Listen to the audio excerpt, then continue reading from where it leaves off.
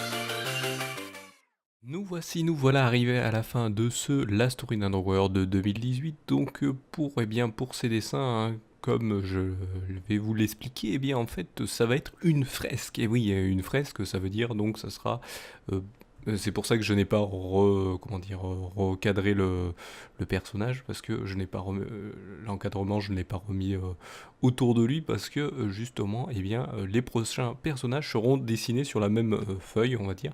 Et donc après, petit à petit, il y en a d'autres qui vont se mettre à côté. Donc sachant qu'il y a un personnage par semaine, eh bien ça fera, si vous comptez, si vous savez compter et si vous savez combien il y a de semaines dans l'année, il y aura en tout sur cette fresque 52 personnages. Donc voilà, donc vous aurez 52 personnages qui s'afficheront sur cette même fresque. Alors attention, là j'ai mis celui-ci de cette manière-là, mais peut-être dans un prochain épisode, eh bien vous aurez, il aura peut-être changé de forme, ou dans d'autres prochains épisodes, il sera peut-être moins souriant, il fera peut-être une autre tête, parce que là pour ce premier épisode, je pose le premier personnage qui est un personnage qui s'appelait Nomdal.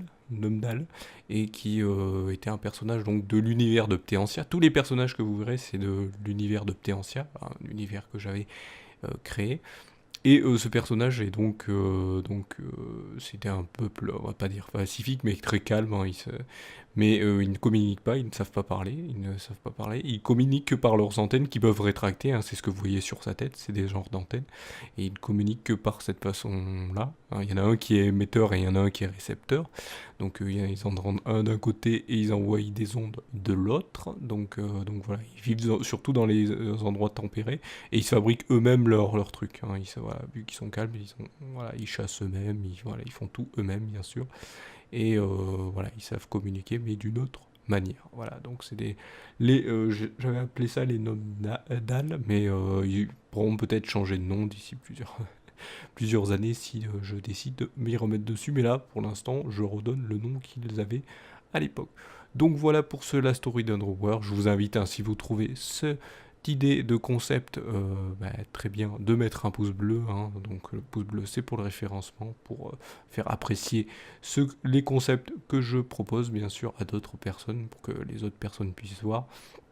Et donc aussi vous permettre que vous puissiez aussi vous abonner pour découvrir aussi les autres vidéos que je propose sur cette chaîne.